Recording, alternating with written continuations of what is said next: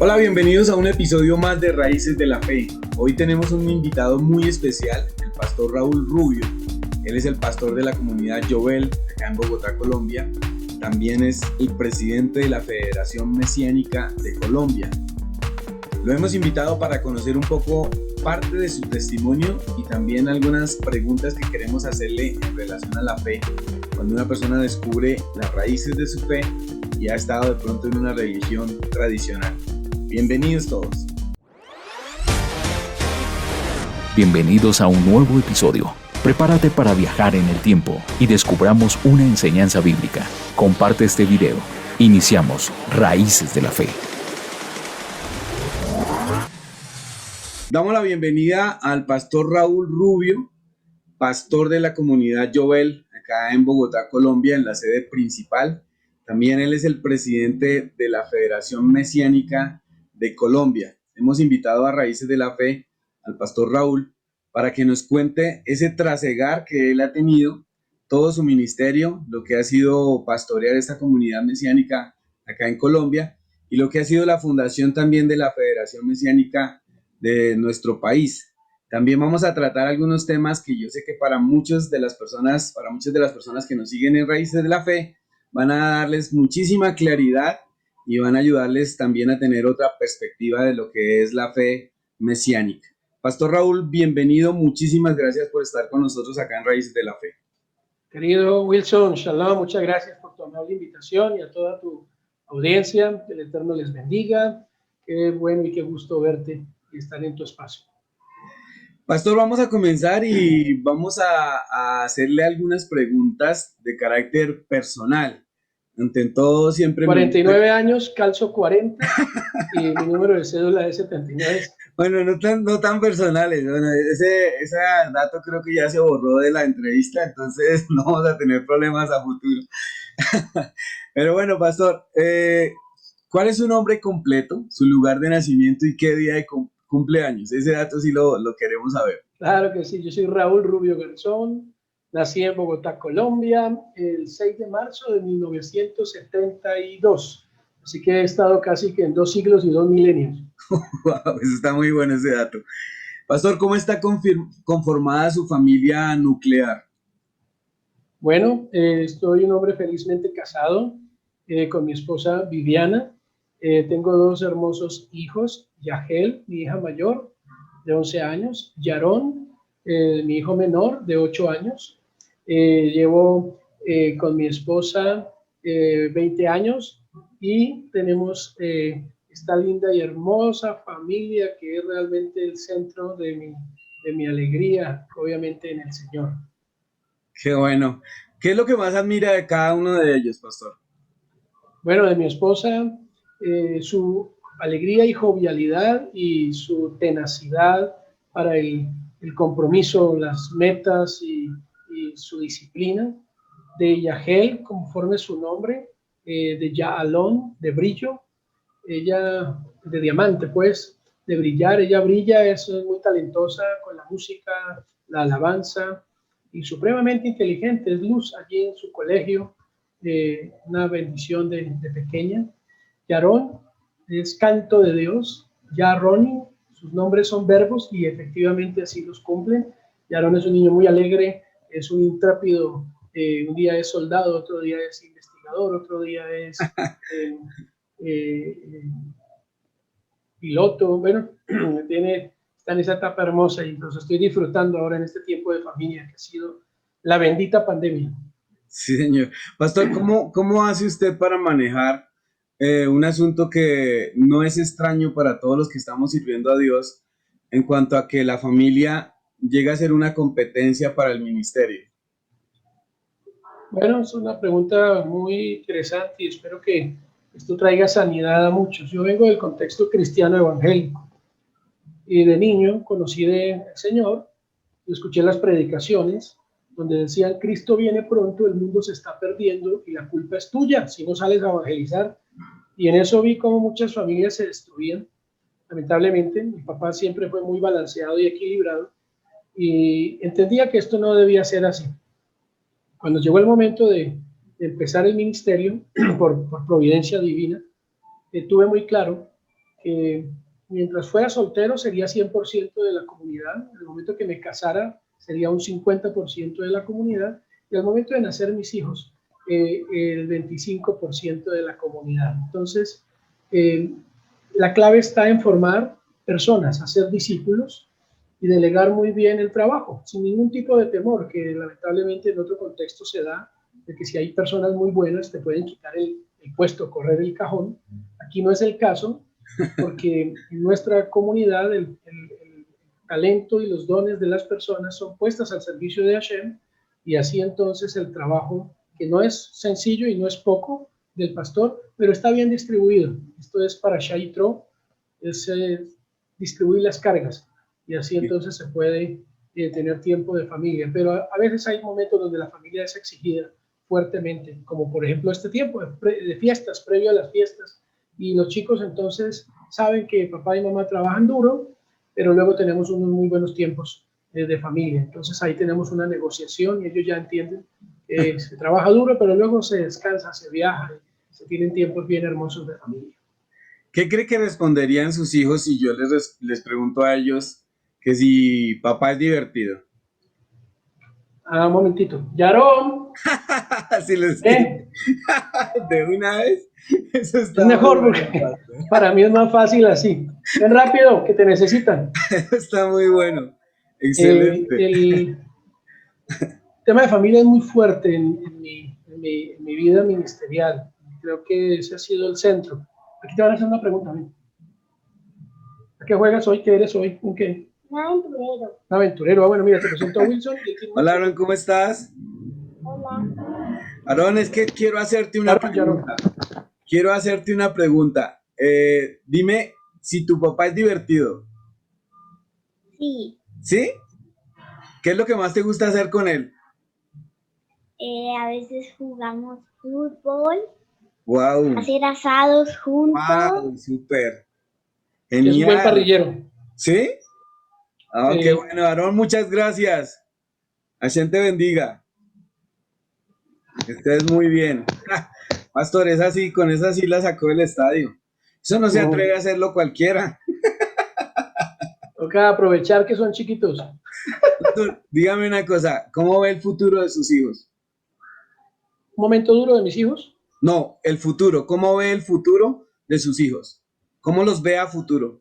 Ok, bueno, mis hijos, estamos dejando con mi esposa en una crianza de mucho amor y de permitirles autodescubrirse.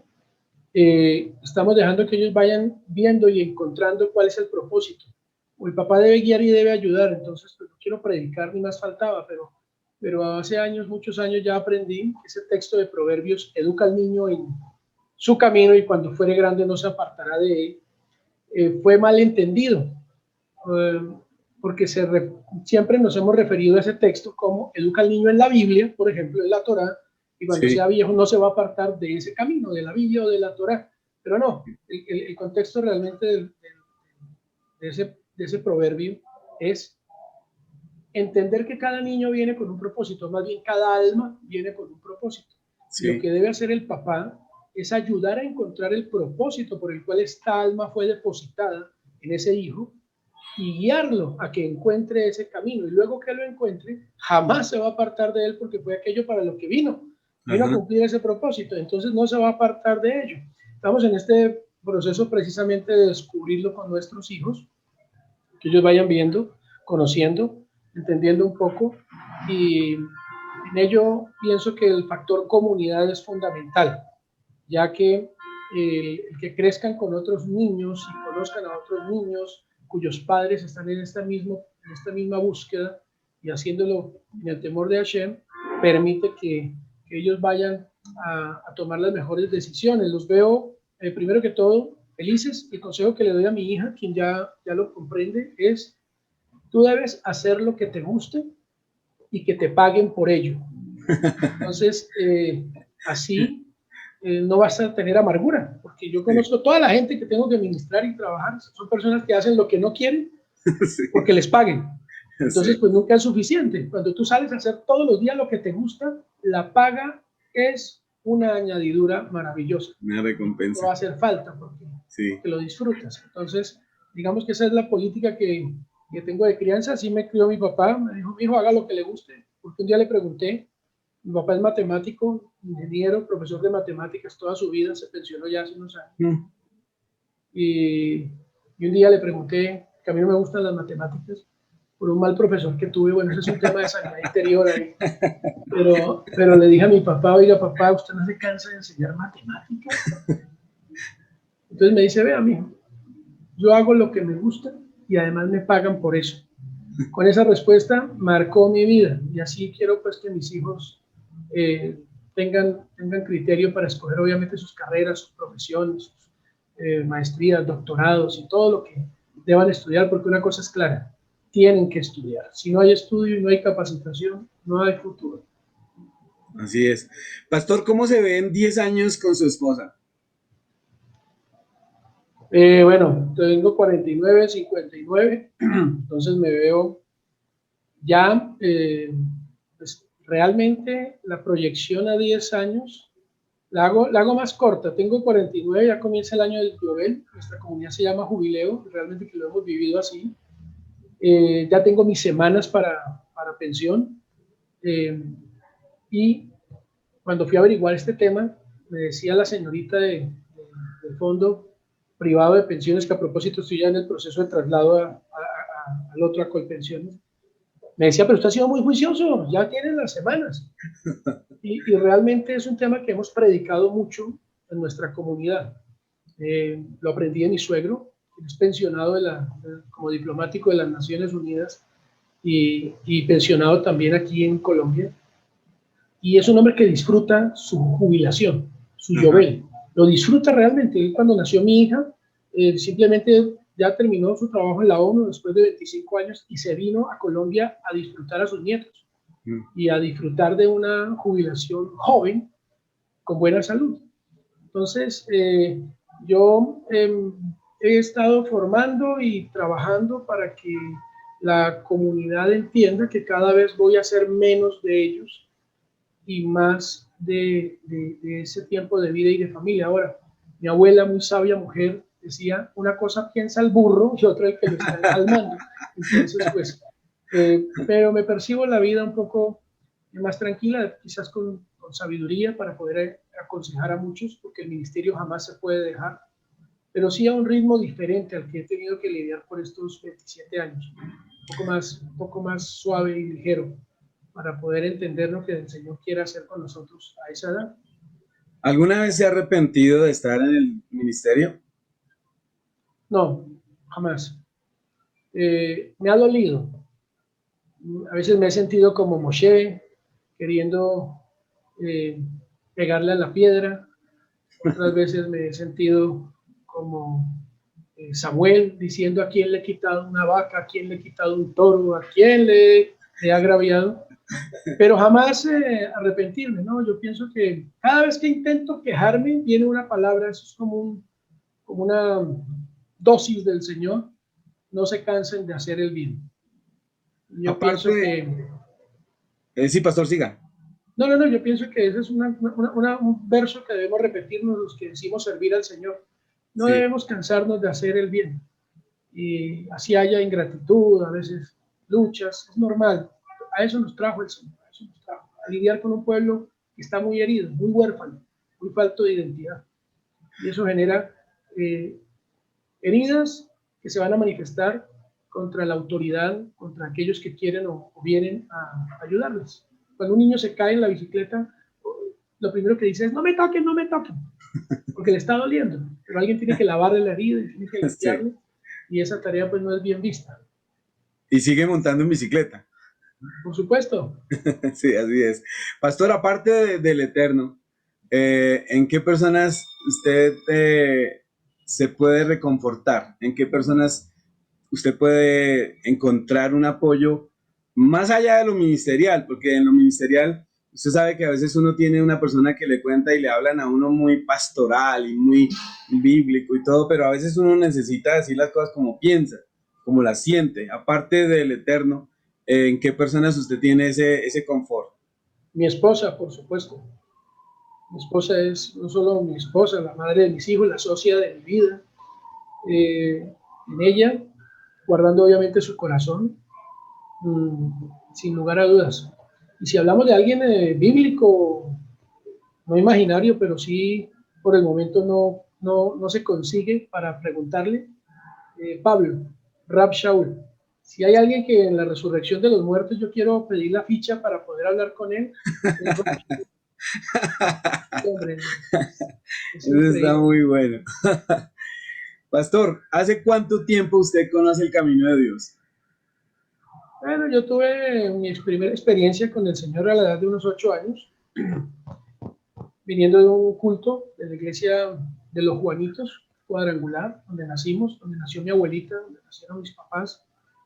Yo llegué y le pregunté al Señor esa noche, dije, bueno, Dios, ¿tú sí existes o no? ¿Esto es verdad o no? Lo de mi abuelita, lo que dice mi mamá, lo que dice allá el pastor gringuito, él. Y pude sentir como una mano se posaba sobre mi cabeza. Y yo me sentía la persona más pequeña y diminuta del universo, y que aún así Dios me había contestado y se había fijado en mí. Yo recuerdo que me puse a llorar esa noche de impresión de esa circunstancia. Y ahí tuve un encuentro real con Dios, personal. Para mí nadie me podrá quitar eso. Pero obviamente pues, viene la juventud, entonces uno viene y piensa, ok, ya sé que hay un Dios, perfecto, hay un cielo, entonces pues también debe haber un infierno, voy a darme un mundial y cuando sea viejito, pues me arrepiento y me voy para el cielo. Y en ese trasegar, pues el Señor me rescató y sacó mi vida de joven para su servicio.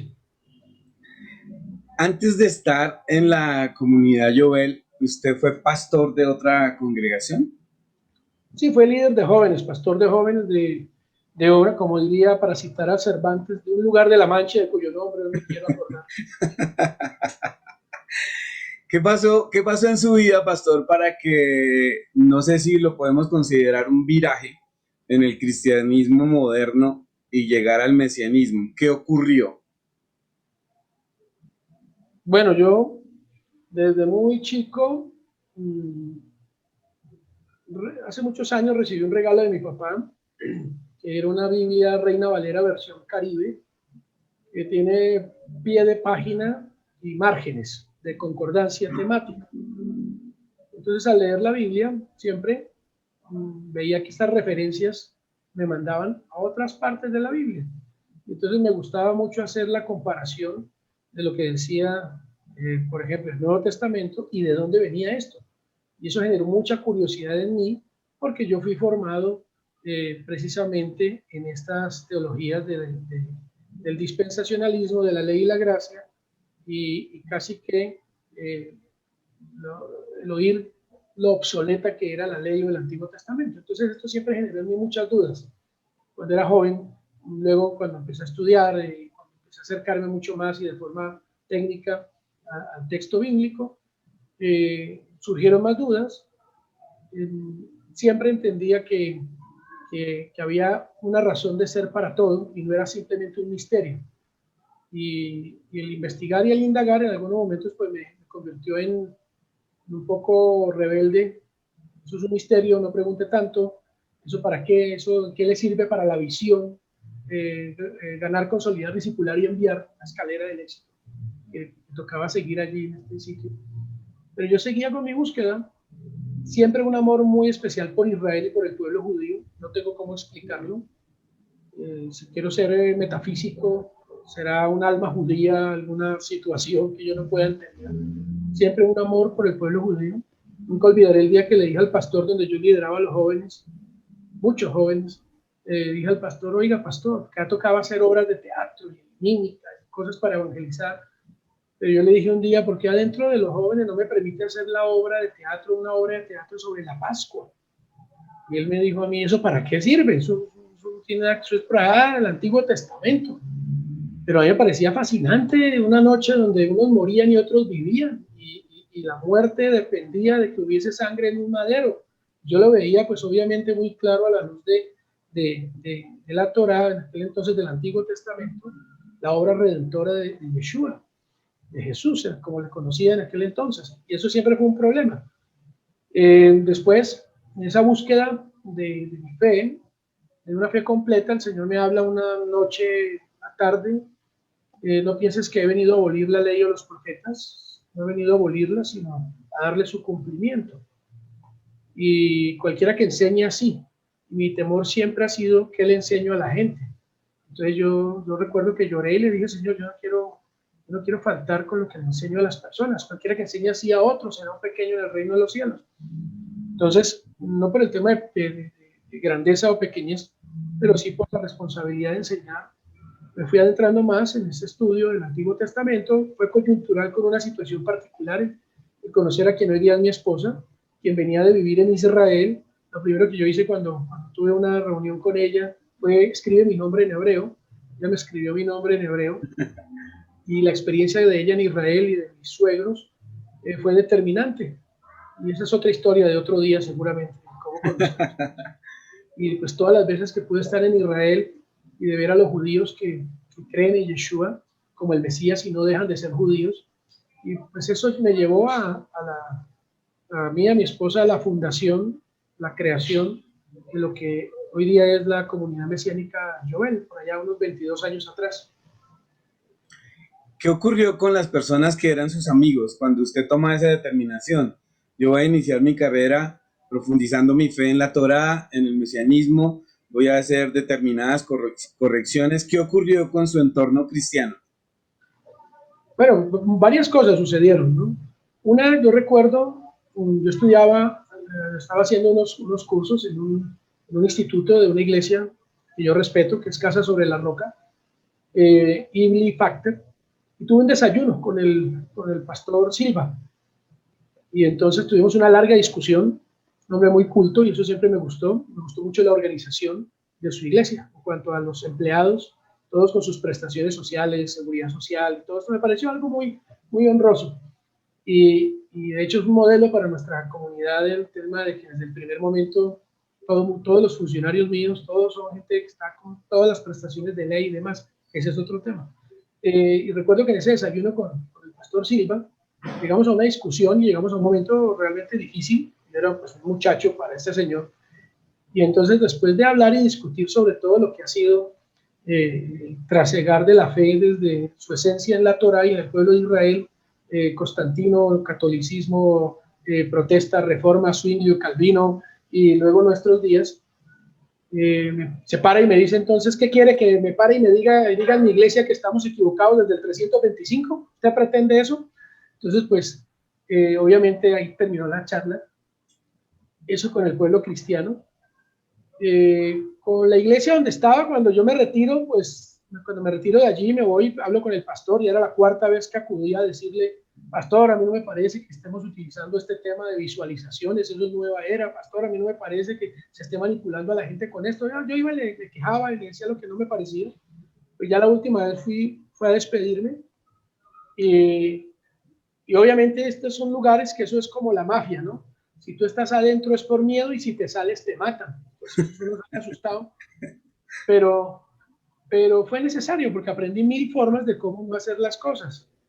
Entonces, pues obviamente cuando salí de allí, a ti te segregan y le prohíben a la gente que te hable y todo esto. Pues yo sabía que tenía que salir. Uno sale así un poco preocupado, esperando que no le caiga un piano, que no lo muerda un perro, que no lo coja un carro. Entonces sale uno. Pero el Señor da la verdadera libertad y redención. Y ahí, al cabo del tiempo, nació la comunidad Jovel, con unos principios que agradezco al Señor por haberme hecho transitar por los lugares donde estuve, siempre sirviendo de corazón. Eso sí, el trabajo en el Señor no es en vano, y Él paga muy bien cuando se le sirve con amor. Entonces, se perdieron algunas personas en cuanto a la relación, pero luego con el tiempo, curiosamente, empezaron a llegar a la fe mesiánica en diferentes lugares donde yo he estado. Y la vida siguió, ¿no? La vida sigue. Cuando usted hace ese viraje, ¿usted cree que está cambiando de religión o cómo lo asume? No, a mí cuando me preguntan, de hecho en las preparaciones que yo le hago a la gente que tiene liderazgo, no los llamamos líderes, sino cabezas de ministerio o siervos, yo les digo: vea, cuando alguien le esté evangelizando, esté llevando la besorá del evangelio, y le pregunten de qué religión es, contéstele de una forma práctica, dígale, mire, yo soy bíblico. Y entonces esto ya quita muchos prejuicios. Ser bíblico. No estoy cambiando de una religión. Estoy entrando en la fe de Yeshua y qué practicó Yeshua. Y entonces eso obligatoriamente, por deducción, te va a llevar al judaísmo. ¿Pero a cuál judaísmo? Porque hay mucho judaísmo, ortodoxo, ultraortodoxo, jaredí, mazortí, hay los gilonín que no son nada, hay conservador, reformista. Al judaísmo de Yeshua, el judaísmo del primer siglo. Suena un poco romántico, pero tenemos toda la base escritural en el texto del primer siglo, riquísimos en ilustración, como lo es el Nuevo Testamento, la vida Hadashah, para vivir un judaísmo mesiánico según Yeshua. Entonces, esa es nuestra aproximación al judaísmo, el judaísmo del Mesías. ¿Qué diferencia hay entre el mesianismo y el cristianismo?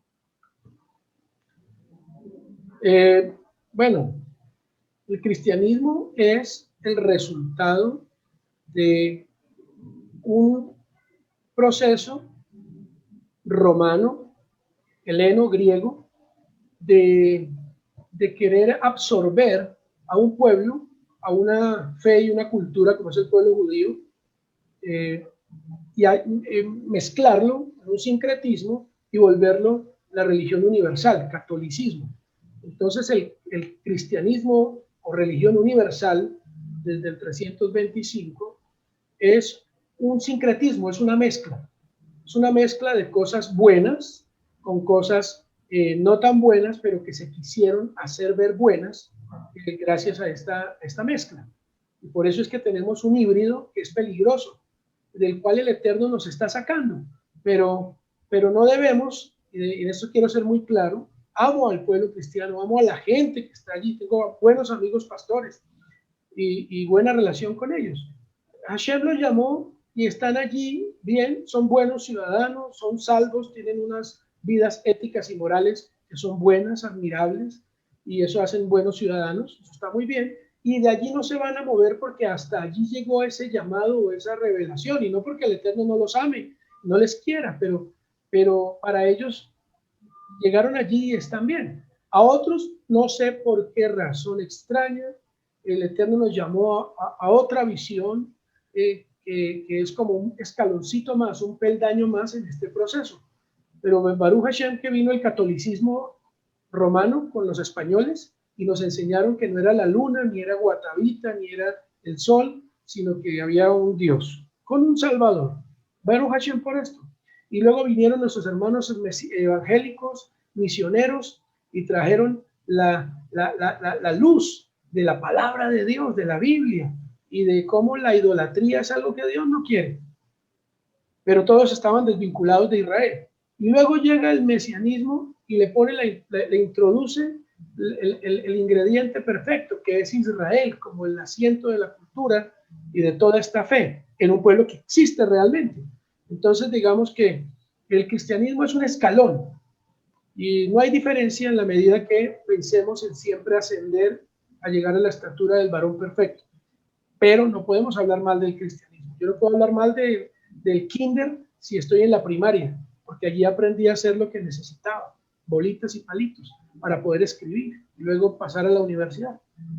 ¿Por qué cree usted que en otros países, y usted lo sabe más que yo porque ha viajado más y tiene más contactos a niveles internacionales, ¿por qué en otros países el mesianismo se considera sencillamente una rama de la fe y es aceptado dentro de grandes denominaciones? Por ejemplo, en los Estados Unidos hay comunidades mesiánicas dentro de denominaciones como Asambleas de Dios y no le pone ningún problema. Hay otros países donde alguien mesiánico, ok, pertenece a nuestra comunidad, a nuestra federación, nuestra confederación, qué sé yo, pero en Colombia, ¿por qué habrá tanto recelo sobre eso? ¿Qué puede estar pasando?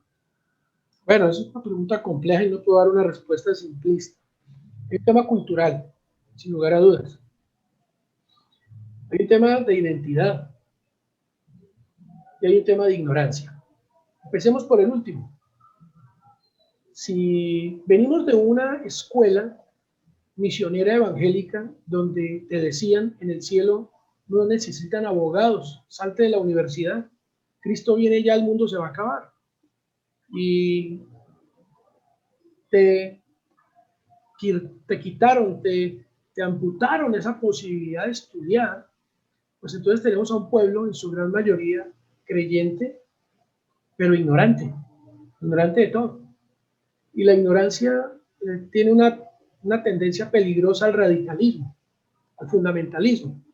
Entonces, el solo hecho de pensar que lo que el pastor está diciendo puede tener equivocación, pues eso era terrible, era causa de una inquisición cristiana.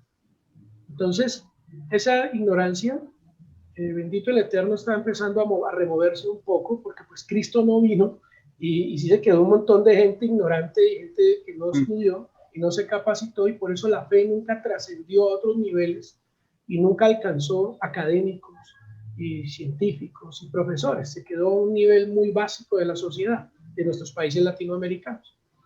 Sumado a esto, la orfandad de nuestros pueblos, orfandad, el español venía, embarazaba a las indias, las abandonaba porque no las consideraban seres humanos completos, por eso tenía que venir un cura y bautizarlas para que así ya estos niños no fueran animalitos. Eso es una tragedia lo que te estoy diciendo, pero eso es nuestra historia 200 años atrás, 250, 300 años atrás.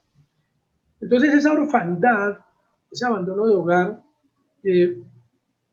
generó una cultura sin identidad. Entonces hoy queremos ser como los españoles, y en toda casa tenía que haber un cura o una monja. Mañana queríamos ser como los misioneros americanos y queríamos ir por el mundo a salvar almas a la ventana 1040, pero realmente lo que quería la persona era salir del país, porque estar aquí era terrible, y si te vas como misionero, fabuloso, así no sepas hablar muy bien el español, pero esa es la idea, viajar por el mundo, en un hipismo espiritual, pero con una falta de identidad, porque queríamos ser como los americanos.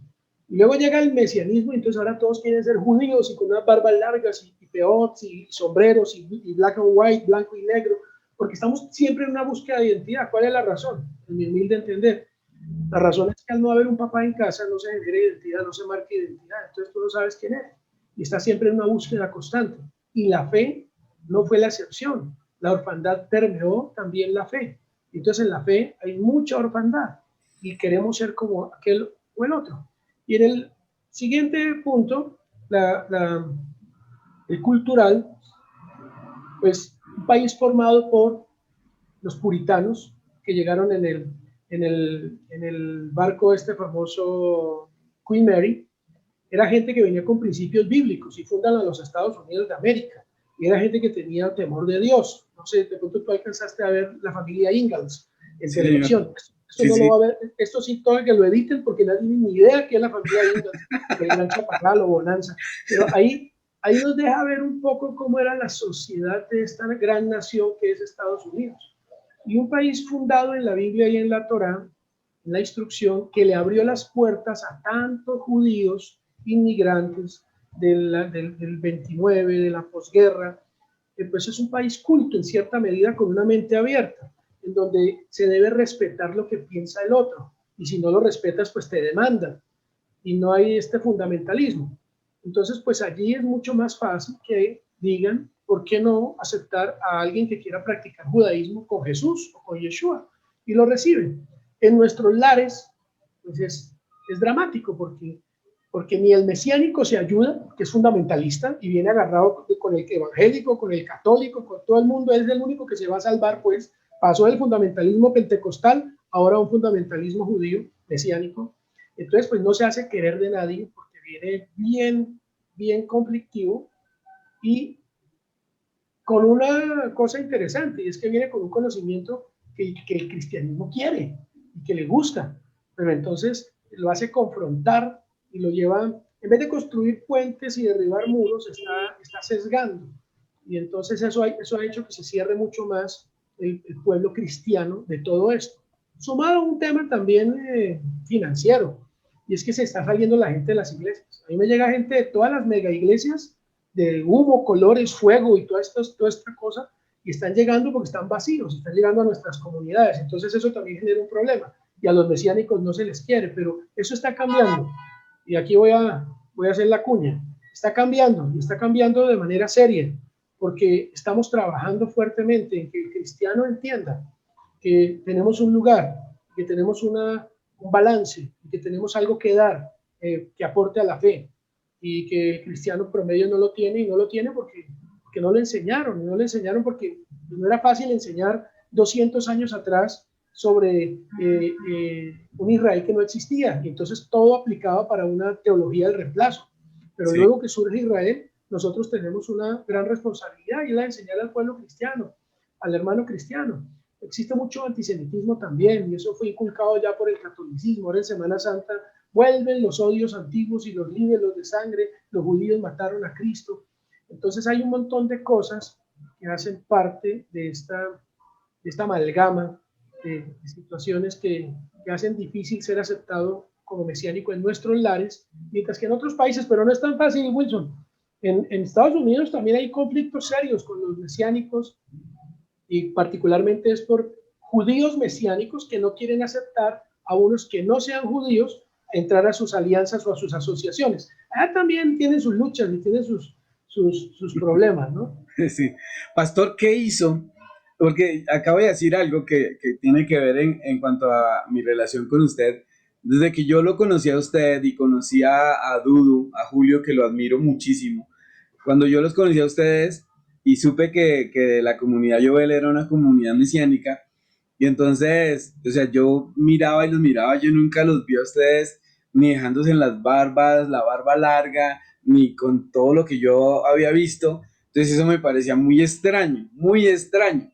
Eso es cuando yo me entero que es una comunidad que lleva muchos años, decía usted que creo que van a cumplir 22 años, y noto el orden y noto el respeto por tradiciones que son judías, que son bíblicas, pero en un principio, ¿qué hizo que usted no se desaforara y se fuera tras del judaísmo como a convertirse como en un paladín de una religión, como en un portavoz de una religión, olvidando la esencia bíblica? ¿Qué hizo que eso no pasara? O sea, ¿por qué ese equilibrio siempre? ¿O sí pasó? La misericordia del Señor siempre será eso, su guianza. Yo camino en varias palabras que el Señor me ha dado a lo largo de estos años. Una de ellas es el Salmo 32:8. Yo velaré por ti, yo te daré consejo, yo te mostraré el camino por el que debes andar. Otra de ellas es Isaías 42. Aquí mi siervo yo le sostendré. No acabará de partir la caña vencida, ni apagará la mecha que apenas arde. Son palabras mesiánicas, son palabras a Yeshua, por supuesto, pero no hay que romper lo que ya está vencido, y no hay que apagar lo que apenas está ardiendo. Hay que tener estrategia y entender que Hashem no es fundamentalista. Bueno, lo de la barba es porque no nos sale, ¿no? y eso pues ahí está mi hermano y yo, vamos. No, yo pienso que fueron varias cosas en este proceso.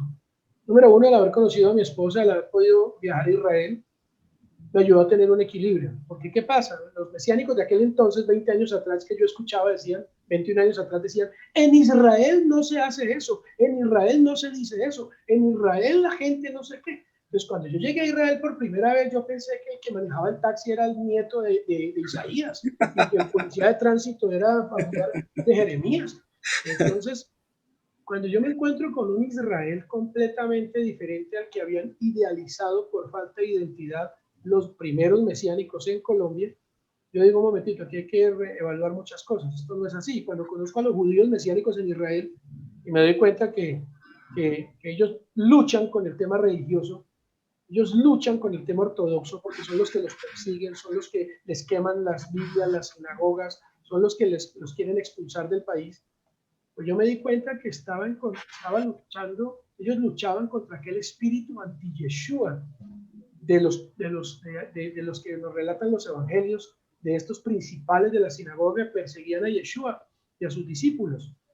Cuando tuve la oportunidad de ir por primera vez a Mea Shearim, un barrio ultraortodoxo en Jerusalén, y percibí el odio en esta gente, el odio en sus ojos, en esos ultraortodoxos que embarazan a esas mujeres y les hacen 8 o 10 niños, y es terrible. Yo dije, wow, aquí yo me estoy enfrentando al mismo espíritu que se enfrentó Yeshua, de religiosidad y de letra, pero un espíritu muerto.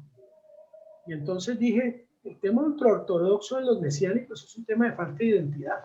Y eso me ha traído problemas con algunos hermanos mesiánicos, que se encuentran unos ultraortodoxos en Somondoco, en Firavitoa, en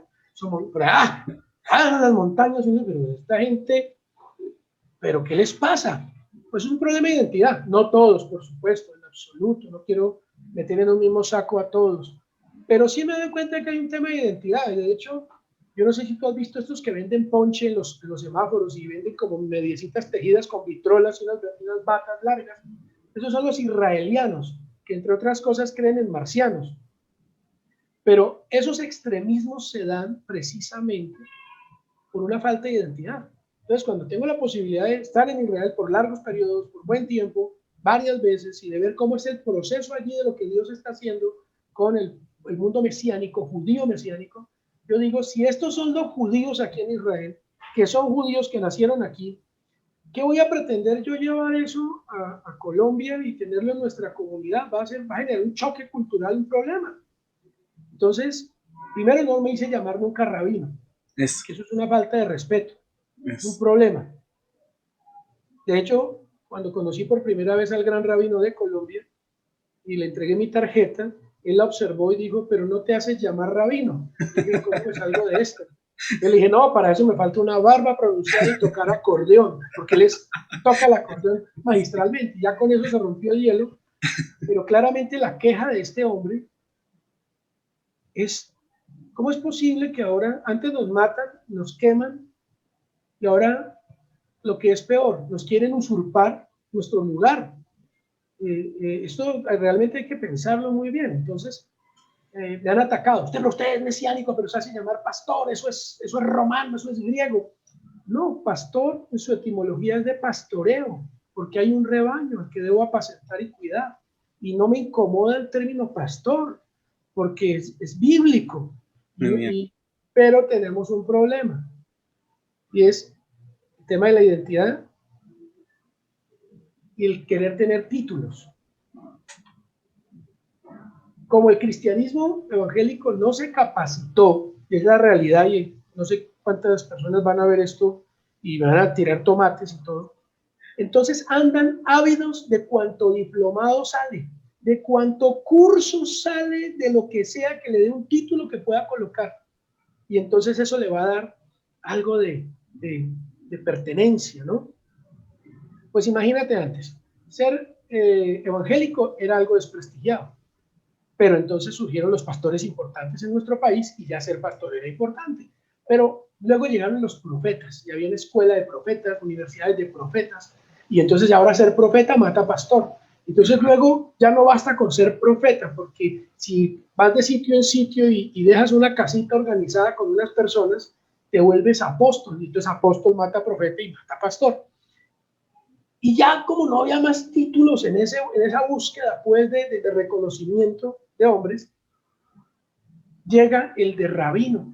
Ese sí mata a todos, porque rabino pues, está por encima de todo. Pero en ese afán terminan convirtiéndose lamentablemente en una razón más para rechazar un buen mensaje que sí se puede llevar, si no se tiene ese tipo de títulos y cosas. Entonces a mí me ha ido mucho mejor como pastor. Tengo grandes amigos de la comunidad judía y he podido llevar el mensaje de Yeshua cuando me han abierto las puertas por invitación de su sinagoga, sin necesidad de, perdónenme por lo que voy a decir, disfrazarme, asegurar y aseverar que mi tatarabuela venía con Colón en el barco y que yo soy sefardita porque es que mi apellido. Todo eso es muy bonito, muy romántico y seguramente también muy real. Recuerda que comencé hablando de un alma judía, pero de allí a demostrarlo y basar mi fe sobre eso es peligroso. Acuérdate que siempre la gente va a una feria, a un mercado de pulgas y quiere que le digan los abolengos de su apellido. ¿Se has visto? Y quiere tener eso porque es que yo tengo que ser alguien, un doctor, mi hijo sea un doctor, tiene que ser alguien, debo ser. Y eso también pasa en la fe. Entonces, ya ni sé qué fue lo que me preguntó. Que por qué, o sea, que por qué no se había ido tras la barba y todo esto. Es falta de identidad.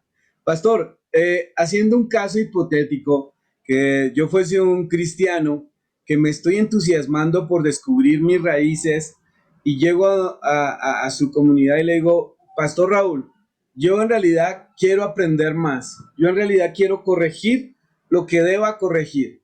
¿Cuál sería su orientación? Hay un punto que es dramático, y aquí me meto en un tema teológico fuerte. El conflicto del concilio de Jerusalén fue la circuncisión, Hechos 15. El conflicto del concilio de Jerusalén fue la circuncisión. Los de la incircuncisión quieren entrar y los de la circuncisión dicen no pueden si no se circuncidan. Eso ha trascendido los tiempos, ¿eh? Y entonces se debe entender un primer paso fuerte como el Shabbat. El Shabbat es un tema de pacto, como lo es la circuncisión. El domingo es la circuncisión de la iglesia. Ese es un tema bien interesante. El domingo es la circuncisión de la iglesia. Luego que tú te quitas ese estorbo del Dominus Day, del Soli Day, del Día del Sol, del Sunday, del domingo, muchas escamas espirituales se caen de tus ojos. Y el Shabbat es interesante, trae pertenencia, trae identidad, trae cultura, trae restauración de familia, trae fiestas, trae cercanía. Porque es una invitación, ¿eh? Aquí yo estoy a la puerta y llamo, si alguno oye mi voz y abre, yo entraré y haré Shabbat con él. Entonces, si hay algo que debe corregir, es el Shabbat. Entonces, lo primero que la persona debe entender es, bueno, pero si yo vengo aquí, ¿tengo que congregarme los sábados? Entonces yo le digo, cuando estabas en el cristianismo evangélico, te congregabas el lunes el curso de una cosa, el martes el curso de otra cosa, el miércoles en el de discipulado, el jueves en el de profesionales o estudiantes o solteros mayores creyentes, el viernes en el de jóvenes, el sábado era ayuno y el domingo ibas a 5 cultos. ¿No te parece mejor un solo día y no toda una semana de castración de tiempo de familia? Y por ahí me le voy. Entonces, para mí el domingo es la circuncisión del cristiano. Sí. ¿Qué prácticas del judaísmo cree usted que debería uno asumir para su vida para fortalecer más la relación con todo lo espiritual, con el eterno? ¿Qué prácticas cree usted que son buenas asumirlas? Un pastor me decía, usted está judaizando. Yo le decía a este pastor, judaizar es hacer judío a alguien o pretender que mediante el cumplimiento de obras te salvas. Esas son dos interpretaciones. Yo le decía a este pastor, usted dice amén cuando predica, la gente dice amén, sí, sí. ¿Usted ha impuesto manos? Sí. ¿Usted unge con aceite? Sí. ¿Usted ora por los enfermos? Sí. ¿Usted expulsa demonios? Aleluya, amén, fuego, fuego, quema, claro. Ok, pastor, entonces usted es un judaizante, porque todas esas prácticas son judías. El único pueblo que practicaba esto que acabo de mencionar era el pueblo judío, que llegaron los romanos y les gustó, y luego llegó el cristianismo protestante y les siguió gustando, es otra cosa, pero eso son prácticas judías. Amén, es una palabra en arameo. Esto son prácticas judías. Entonces, no hay nada nuevo realmente, salvo el entender que las fiestas, la Hagim, la Kashrut y este tipo de cosas ayudan al salvo en un proceso hermoso de santificación. Mas no te haces salvo por el cumplimiento de esto, sino creces en tu santificación. Y la santificación entonces trae algo maravilloso sobre tu vida, que es la bendición.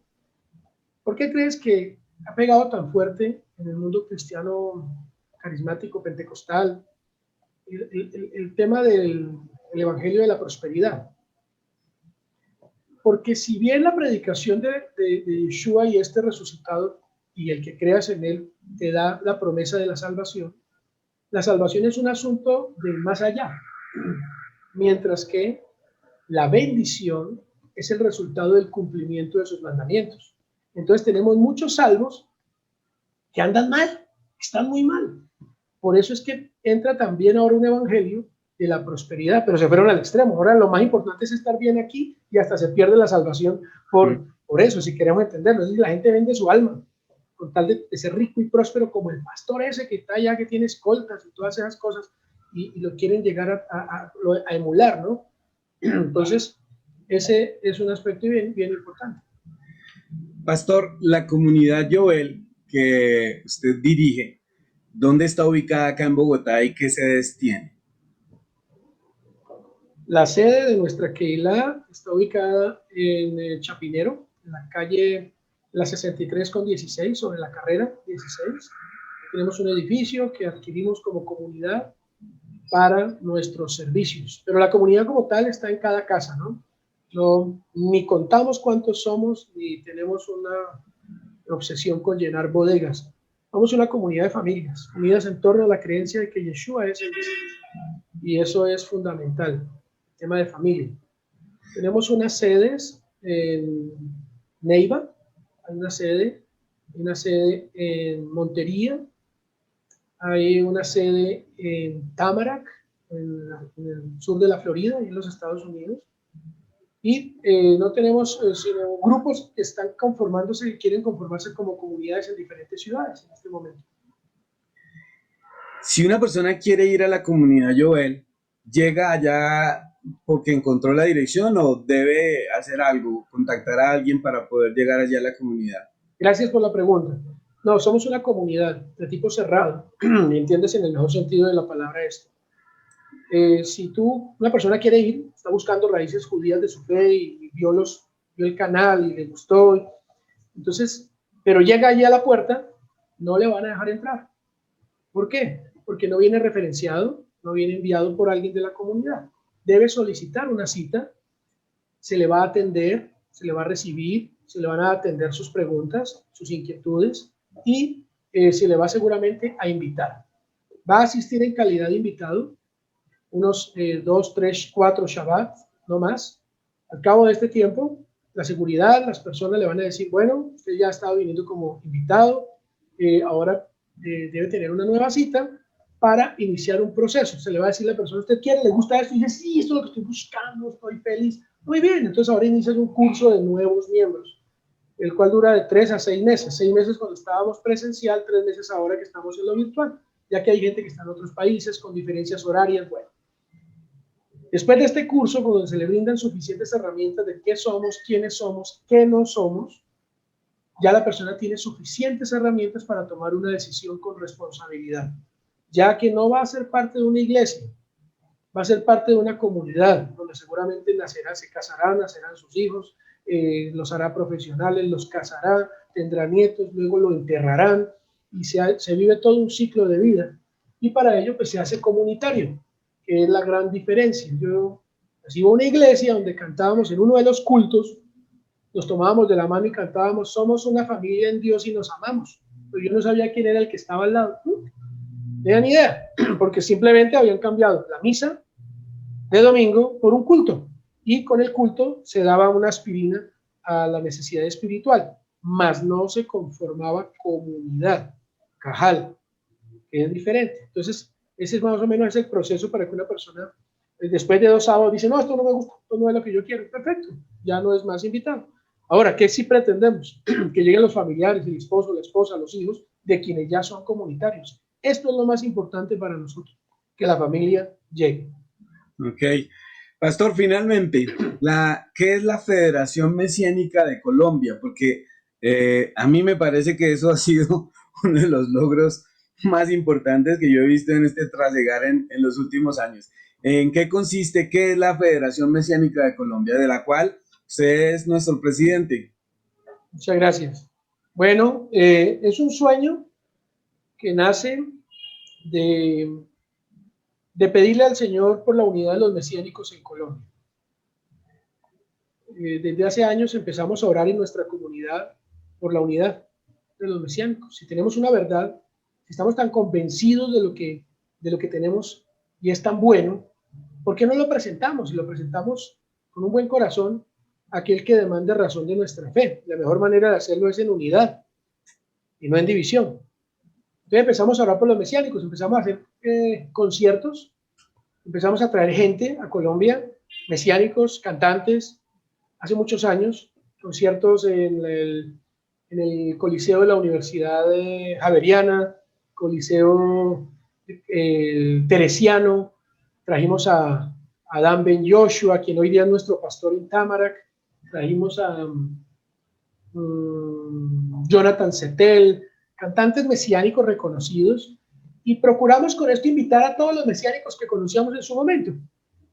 Trajimos a Joshua Aaron, bueno, a Shiloh Ben Hud, empezamos a traer exponentes mesiánicos judíos de Israel, de Estados Unidos, de otras partes, y con ello tratar de convocar a los mesiánicos. Muchos asistieron su gente, más no los pastores o los rabinos, porque un temor a que se me vaya la gente, temor a que se me quieran ir para Yovel, algo que nunca, y aprovecho este momento, nunca ha sido mi política, delante del Señor lo digo. Siempre que alguien viene de otra comunidad, yo llamo a ese rabino y digo, mira, aquí esta persona quiere venirse para acá, porque debemos ser éticos. Entonces hicimos eso con el ánimo de visibilizar el mesianismo en Colombia ante los mesiánicos y ante el pueblo cristiano. No como un grupo sectario allí fanático de los que venden champús en los semáforos, sino como algo realmente digno de ser escuchado, ser tenido en cuenta. Ya en lo personal, muy interesado en que mis hijos no crecieran con un estigma de que su papá es pastor para allá de una secta rara, sino que al contrario tuviesen la dignidad y el reconocimiento de saber que el mesianismo es entendido en Colombia como un grupo bien importante. Entonces, esto se hizo en oración. En la pandemia, tuvimos intentos en algún momento de hacerlo, la unión de mesiánicos, pero pues no es fácil, algunos tienen unas posturas, otras, algunos pues digamos yo no les caigo muy bien, y pues ¿qué se puede hacer? Yo los bendigo. Otros definitivamente con un corazón bellísimo dijeron, sí, queremos hacer eso, necesitamos tener eso. Hago parte de la Mesa Nacional Interreligiosa, que es una mesa donde convergen las diferentes religiones del mundo que están en Colombia representadas. Y cuando me invitaron a ser parte de esta mesa, yo tuve que dejar de lado el prejuicio. Yo no soy ni ecuménico ni sincretista en absoluto, pero sí debo tener claro que es importante la participación en las decisiones de nuestra fe en nuestro país. Por ejemplo, ¿cómo es posible que a un hijo lo obliguen a hacer algo en Shabbat simplemente porque el colegio o la universidad no respeta esto, pero sí se lo respeta a los adventistas o a los católicos? Y sé que hay muchas cosas en las que podemos llegar a influenciar bien a nuestro país, ya que en nuestras comunidades ahora, Baruch Hashem, mi instrucción fue que los jóvenes se prepararan y se capacitaran. Y claro, ya después de 20 años empiezas a encontrar jóvenes que tienen suficiente capacitación para poder influenciar en gobierno, en medicina, en ciencia, en tecnología. Y eso nos debe dar un lugar en nuestro país. Más allá del simplemente religioso, debemos de salir de esa burbuja y entender que podemos hacer una gran labor social, por ejemplo, y ayudar a un barrio, ayudar a una ciudad que quedó devastada, a una isla que quedó devastada por un huracán. Y eso se logra si uno está organizado y si uno tiene un reconocimiento por parte del gobierno. Entonces, en la Mesa Nacional Interreligiosa, me llamaron allá. Yo no pedí que me llamaran, la directora me pidió, yo quiero que usted haga parte de nuestra mesa.